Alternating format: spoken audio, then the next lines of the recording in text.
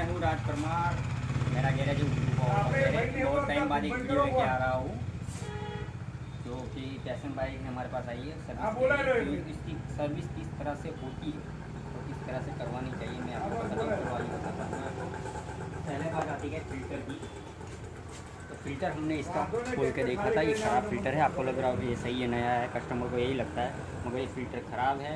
इसको हमने चेंज कर दिया है। ये फ़िल्टर ख़राब होने के कारण आपकी गाड़ी एवरेज नहीं देगी या पिकअप नहीं देगी, पिकअप में प्रॉब्लम आएगा, दबेगी गाड़ी। तो इसके लिए फ़िल्टर क्लीन करवा दें, या क्लीन होता है तो आप करवा दें, मगर जो उससे ज़्यादा डस्ट रहती है, ज़्यादा डस्ट निकलती है, तो इसको प्लीज़ क्लीन चेक रिप्लेस ही करवा दें, इसको नया ही डाल दें।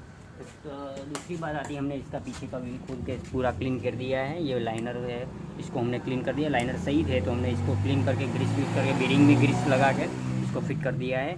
इसका चेंज पॉकेट है, ये ख़राब है, मगर कस्टमर ने हमको अभी डालने के लिए मना किया है कि थोड़े दिन रुक जाओ फिर हम डलवा देंगे।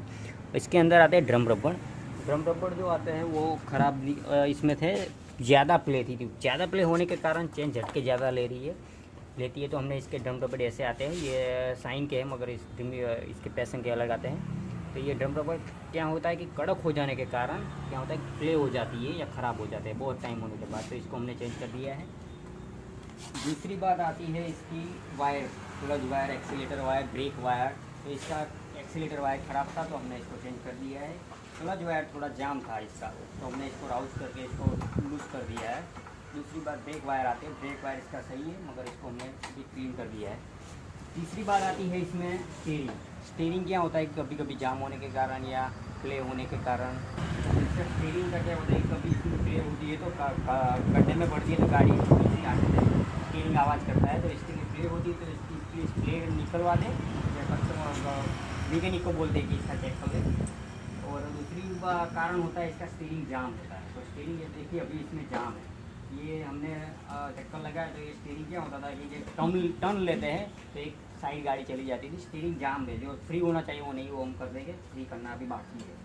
दूसरी बात आती है इसमें प्लग की। तो प्लग इसमें देखिए, ये मैंने उसका ओरिजिनल इसमें लगा हुआ जो प्लग था वो ऐसा था, मैंने इसको क्लीन कर दिया है, मगर जब हमने निकाला था उसकी कंडीशन ऐसी थी, ये गाड़ी एवरेज नहीं दे रही है, प्लग पूरा ख़राब था। हमने इसको क्लीन, आप देख रहे हैं, इसको क्लीन कर दिया है। तो इसमें एवरेज नहीं आने के कारण होते हैं कि फ़िल्टर इसका ख़राब था, हमने चेंज कर दिया।